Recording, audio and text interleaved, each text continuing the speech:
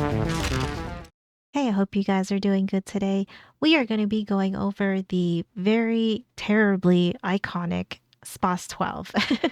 I'm very excited for this video because I know a SPAS 12 very well visually, but the inside workings of it not entirely. So I think this is going to be a really good one. I'm very excited for this one. As we know, the shotgun is basically everywhere. You know, Jurassic Park, I one of my favorite movies is The Terminator, so, you know, there is just so much surrounding the shotgun that is like so popular, and yet I feel like I don't know a ton about it. So I'm very excited for this.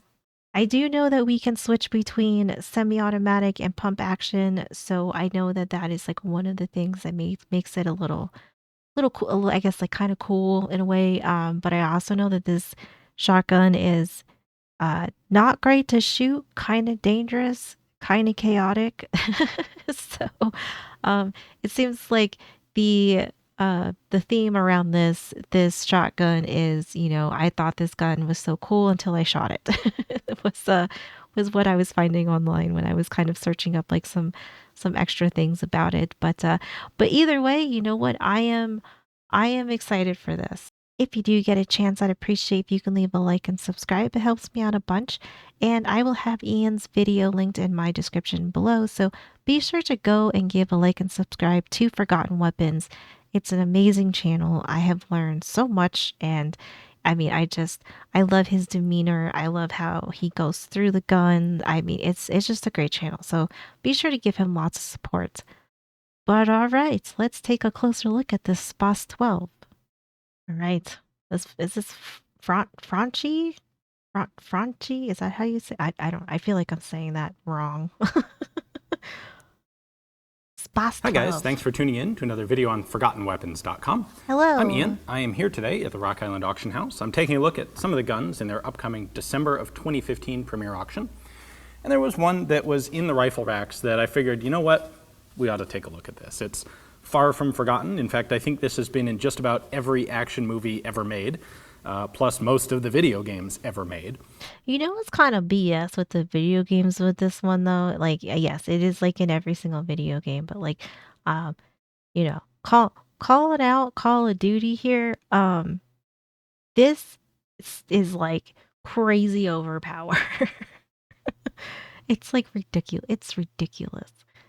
But you know what, it's an interesting shotgun. It does some things that aren't typical. So what the heck, let's take a look at it. This is a Franchi SPAS 12. Frankie. Okay, Frankie.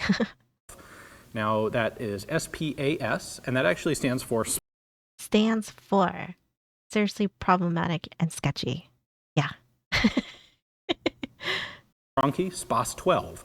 Now that is SPAS, and that actually stands for Sporting Purpose Automatic Shotgun. In a somewhat vain attempt to try and pass this off as a sporting shotgun in the eyes of political institutions. Is it really? Not so much. It certainly can be used for that, but this was really designed with law enforcement in mind. Well, yeah, this is used for like I guess made for riot control, right? Because you can shoot non-lethal stuff out of it, like the bean bags and stuff. And the two things that make it stand out, first off, it looks mean. It does look pretty serious though. That it has a very serious aesthetic to it, but I think it's great. I honestly do love the way that this looks. I do. I think it looks cool. I think it looks cool. I did look up that it is the average cost of one of these is like $4,200, and that I about died because I know if I had a lot of money, I'd buy one of these, or I try to track one down, and then I'd have like this giant Terminator poster with like a cool frame or something around it, and then I'd have this in a cool case next to it. Like that's what I would do if I had that kind of money. But $4,200, yes, little much, little pricey. Two things that make it stand out. First off, it looks mean and very distinctive, Yep. especially this hook on the buttstock. That's why it shows up in so many games and movies, is because it looks mean and distinctive. And then the other thing, what's kind of interesting about it from a technical point of view, is that it is a combination automatic and pump action shotgun. So you can pick how you want to operate it. Now, Right. that may seem a bit extravagant, but it actually makes good sense when you consider that in a law enforcement role, a shotgun will be called upon to use both heavy-duty, proper ammunition, buckshot and slugs, and also may be called upon to use less lethal ammunition, things like beanbags or tear gas rounds, shells that don't provide nearly enough energy to cycle a semi-automatic shotgun action. So the idea here is you can I feel like the intention and like the initial interest of like of this one what like does have a really good idea, especially like for law enforcement, that you have something that does two things. Unfortunately, it doesn't sound like it does them spectacularly. I do appreciate the process here though. enough energy to cycle a semi-automatic shotgun action. So the idea here is you can pick and use either type of action. So if you're shooting beanbags, you can run the gun manually. And if you're shooting buckshot or slugs, you can switch it over to semi-auto. It's Yeah. actually a very easy conversion back and forth between the two, something you can absolutely do on the fly. And that makes for a pretty neat design. Now they coupled that with a folding stock to make it more compact for putting in a patrol cruiser, and an extended magazine tube, things like that that would make it appeal to a law enforcement customer. Would this, oh, I kind of made this a little blurry. Would this stock just wreck your shoulder shooting this though? It looks, I mean, it looks cool. Like it looks way cool. Like I'm not denying anything about this of like it not looking cool. But like I also feel like this would, I mean, like would you just like blow your shoulder out shooting it? Things like that that would make it appeal to a law enforcement customer. So these were actually purchased by the law enforcement arms of a couple different governments, Austria and Indonesia, among others. And certainly a lot of individual police departments in the United States have some of these, or did at one time. They were first introduced in 1979. They were produced Okay. by Franchi in Italy until 1999 or 2000, although importation into the US for the civilian market ended in 1994 with the assault weapons ban. Boo. Boo. Importation into the US for the civilian market ended in 1994 with the assault weapons ban, because they are a folding stock shotgun that is semi-automatic. This one is set up with an 8-inch or an 8-shot tube magazine, which is a reasonably high capacity. And it's got a big old set of ghost ring sights. We'll take a look at those a Oh. little closer in just a moment. Now, all right, so one thing I do want to touch on before we look up close. This is like what I really like appreciate about him is because like as much as I've seen a lot of different firearms, I also feel like I've never actually seen like a really good in-depth look at them. And because I do like appreciate firearms and I do like them and I do want to learn more, I feel like these videos are just so good in that aspect of like I get to actually get like we get to like get in there, you know, and then like really learn about it and like kind of like learn all about all the workings and stuff of it. And I think that that's kind of cool because like as somebody who appreciates history and appreciates how things work and like kind of like timelines and how things kind of come about, it is kind of nice to just see like the in-depthness of this. And I guess this like I just get kind of excited for it, I guess, which probably makes me weird, but you know, I like it. At this gun is what this hook is supposed to be used for. Because it's certainly distinctive and different, but it's not really necessarily obvious what you're supposed to do with this thing. Well, Is it like a carry handle? I mean, that's kind of the only thing that I can think of is that like you could carry it by this. Maybe or I'm, I'm probably like way off. distinctive and different, but it's not really necessarily obvious what you're supposed to do with this thing. Well, first off, it doesn't do anything when the stock's folded, with the possible exception of acting as a carry handle. What you are supposed to do is actually use it with the stock unfolded. Now, there's a Okay. big spring in here, and I can push down on this hook and rotate it to the side, like so. Oh. And then when I unfold the stock, I have this hook sticking out on the side of the gun. What that allows me to do is brace the back end of the gun on my forearm. And I this looks painful. Like this is a big gun. Like doesn't this thing weigh like 10 pounds? I don't know. Like I feel like uh I I mean I guess if you are Arnold, like no big deal, but I mean this is cool. This is very cool. I do like the purpose of it, but I mean that seems crazy. is brace the back end of the gun on my forearm and makes it a lot easier to support and, if you wanted Yeah. to, shoot this thing with one hand. So I can actually just This thing looks so heavy. It looks heavy. I mean this thing looks like it is beefy in weight. I could see that definitely probably helps more than not having something there to help support your arm, but that seems crazy. I think you gotta be crazy strong. you wanted to shoot this thing with one hand. Good So I can idea though. actually Good just idea. barely hold it out at arm's length. This is a heavy gun. This is like a 10-pound shotgun. Okay, there you go. Yeah. So it is like 10 pounds. So that is pretty heavy. That is pretty heavy. And this hook is actually sort of acting as like the original SIG brace, you might consider it. Okay. It doesn't actually strap to your arm, but it does counterbalance some of the weight of the gun. So that's what that is actually there for. And I will also point out That's not a terrible idea though. I mean, like like it's wild to think, they wanted maybe you to like one hand this thing. At the same time though, like it is very very creative. It's I am not knocking it. to the gun. So that's what that is actually there for. And I will also point out, you can, if we push it down and rotate it rearward like this, it actually comes out. So you Oh, can take it nice. off the gun entirely, which really wouldn't be a bad idea. Doesn't look Yeah. quite so cool, but it's a little more practical to use the gun without it.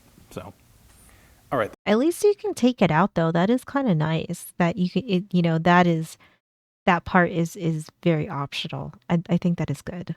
idea. Doesn't look quite so cool, but it's a little more practical to use the gun without it. So, all right, the first thing I want to mention here is actually a potential safety issue and also a cool collectability note. This is the original configuration of the SPAS 12. It has this big lever type safety, so that's safe and that's fire. These guns were actually I think remember reading something about the safety, and it like if it wears down or something, or some of the older ones couldn't you like accidentally discharge while you were switching? big lever type If that's I mean I think that's what I remember, which sounds terrifying. safety, so that's safe and that's fire. These guns were actually recalled by Franke because there was a potential defect, and some of the guns could actually fire when the safety was Okay. moved from safe to fire. So That is terrifying. Like that, especially like for a shotgun. I mean, that is terrifying to think about that that's like a defect that could be on there. I feel like that's really scary. some of the guns could actually fire when the safety was moved from safe to fire. So definite safety issue. It's something that Yeah. they fixed by replacing this lever with a push button, like a crossbolt style of safety. Oh, So okay. this has not been upgraded. If you're a collector, that's kind of cool to get the one that hasn't been changed. This is the way it came out. I mean, like it definitely is cool because like you have like a, like pre fixture of this, but at the same time I think I'd be kind of scared. I don't know. I think I'd maybe like shoot this once, and then I think once would probably be enough for me, and then I would, you know, just have this cool case for it and have it hanging up because I think I'd be too scared to shoot it again. I think I think I'd be a little nervous. For a collector, that's kind of cool to get the one that hasn't been changed. This is the way it came out of the factory. This particular gun, in my little bit of experimentation here, does not appear to have that safety flaw. Oh, that's good. That's good.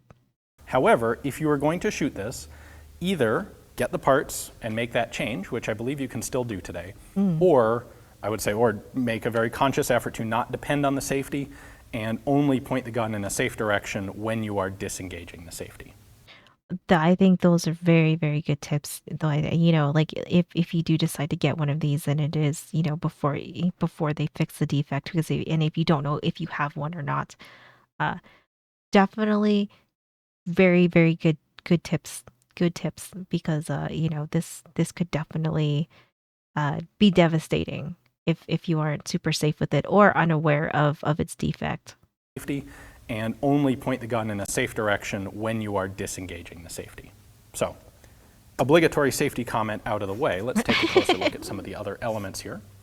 Our stock is held in place by this spring-loaded detent. So to deploy the stock, you push that ball bearing in. You can then rotate the stock down. You'll notice there's this curved portion right here to push that detent in for you, and it locks in place like that. That is nice though. I do like this stock though. I do like this folding stock on this one. I don't know if it's just because of what it's attached to that as a whole it all looks kind of sleek to me. I feel like it has like it fits the whole aesthetic of the shotgun too. You know, I personally like it. This is for a sling swivel.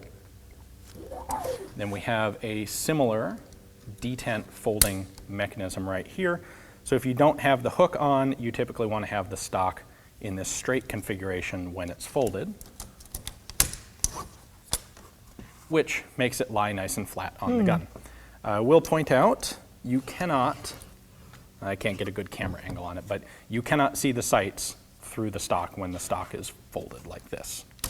Now, speaking of the sights, what we have is a big, huge ghost ring sight right here to go along with a really nice, big blade sight on the front. We've got a big old heat shield over the barrel, and this forearm is plastic. And it's kind of interesting because of the dual nature of the action. The handguard is not actually attached to the action of the shotgun. Instead, it pushes on the action inside, and it actually rides in these two recesses in the heat shield. So it's not necessarily as smooth of an action as you would get on other guns. Oh, okay. So like, is that why like a lot of people are saying that it feels clunky is because of that? Is because of like how the handguard is attached? Because I did read I did read that of like people saying that the pump action part of this is really not very smooth. I think people said that there's a lot of jamming issues too, but I do remember reading that like the pump action maneuvering is not very smooth. And I guess, you know, like and I would imagine if you own some other um you know, pump shotguns that you probably can tell a huge difference.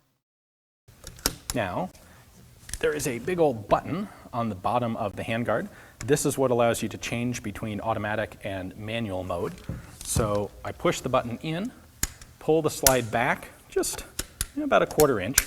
That locks it in the manual mode. And then when I unlock the slide, I can now pump open and closed. In fact, due to a little bit of a quirk in the design, when it's in manual mode, you can lock the thing open. And then in order to close it, you actually have to hit the shell release here on the left. Now, when you're using The button to like where you switch in between modes is like kind of like a nice spot to have it too. Like that does seem like that would make your life a lot easier. Like it's in like a very convenient spot, you know, that like you're not having to do anything weird. release here on the left. Now, when you're using it in manual mode, you are actually compressing the action spring, just like in automatic mode. So you have a little bit more resistance when you're opening the gun, but you also have the spring assisting when you close the slide. So I'm not sure if that's really a net positive or negative. It's just kind of a feature. Now, to change the gun into automatic, I mean, that's fair. Like that he, you know, he doesn't see it as a good thing or a bad, you know, it's just it's like one of those, it's just that's just how it is.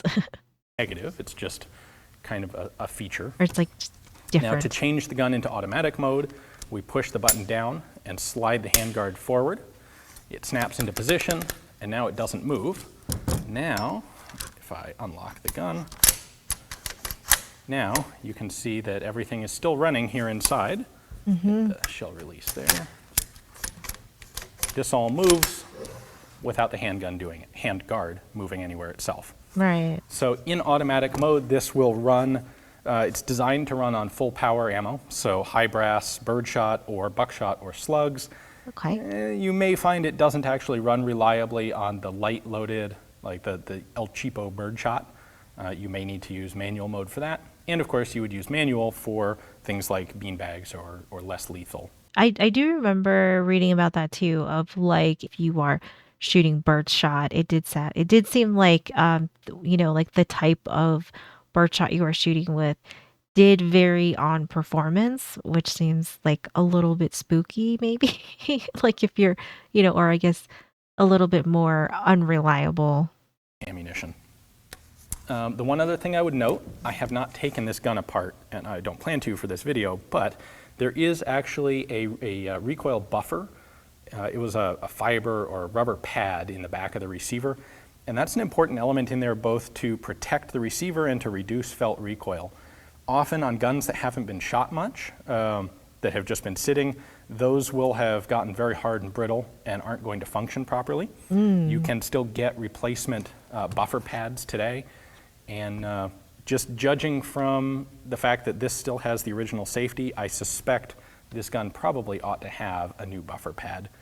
For a gun that was made in the 70s, I feel like this does look very futuristic. Like for I guess like the times. And then like I feel like when I watched the Terminator, I was like, man, I was like, this just like it looks so cool and he looks so badass. And it's amazing that this is like the aesthetic of this shotgun is just it's so cool. I don't know. Italy, you did good. If you plan to shoot it a lot. So. Well, thanks for watching, guys. I hope you enjoyed the video, got to take a little bit of a closer look at a gun that you typically only see in Hollywood and computer games, and hopefully you learned something today. If you'd like to own this one, of course they haven't been imported into the US for about 20 years now, so they're a little bit scarce, and they have a cool cachet from all of their Hollywood use. If you take a look at the link in the description text below, you will find Rock Island Auction House's catalog page on this gun, where you can see their pictures and their description, and place a bid right online and make this thing yours. Thanks for watching. So I did go back and look for some of the things that I remember reading about the shotgun, about some of the parts and stuff, and it it's so crazy because it's like I feel like the shotgun got put on such a pedestal, but then you hear stuff like the folding stock, it's infamous for smacking users in the face. One reviewer called it's a tactical slap from God, and I feel like that sounds so accurate, right? I feel like that sounds so accurate. But I mean it's crazy to, think of stuff like this, when you see something the popularity of something like this, and then you kind of get like the closer look and then people actually buy it and are like, "Oh, bro." But this is a great video. I absolutely love this. I loved getting a look into this. This is a good looking gun. I mean, it looks good. It looks cool. I just I love it. Like as much as I all the things that I've heard and I know it's a lot of people say it's iconic, but it's a POS and I can kind of see it and understand it and you know at the same time, though, I'm just saying if I had the extra money, 100% would buy one. Would buy one. Okay. So I did Google the price ranges for this, and it says for mint slash new, you're looking at 4,000 to 6,000. Is rare, often includes folding stock and hook. So, but I mean, like 4 to 6 grand. That is crazy. Used in excellent shape, 32 to 45 to 4,500. So this is most common collector purchases. So still, I would say that is a lot. That is a lot of money. Because yeah, like when I looked up the average cost of it, I think it's at like 4,200 or something like that. So, but I mean that is a lot of money to be dropping on something that might just be a showpiece. But it is cool though. It is cool. This is great. I think this is a great gun though. I really, really enjoyed this video. This video was great. It just really cool to get like a really good in-depth look at it, a closer look at it. You can definitely see, a lot of different kind of, I guess, like quirks of this one, and how, like, like the idea of it to be utilized more for law enforcement, for riot control and stuff like that. And I think it had like a pretty good idea. Like I said, the aesthetic, 10 out of 10. Absolutely love it. It looks cool. I mean, when you see it in movies, like it looks badass. When you play with it in video games, you feel like a badass. So I think this has a lot of aesthetically pleasing things going for it. The functionality obviously sounds like it is very, very torn on it, but I absolutely love that he went through it though, because there's a lot of things that I really didn't know. Like I didn't know about the handguard. I didn't know what the hook was, so I mean, I love that he gave us such a close up to this because I think it's cool. I think it's cool. I think it's one of those showpieces, 100%. but but anybody that owns one of these that does have it for a showpiece, I envy you.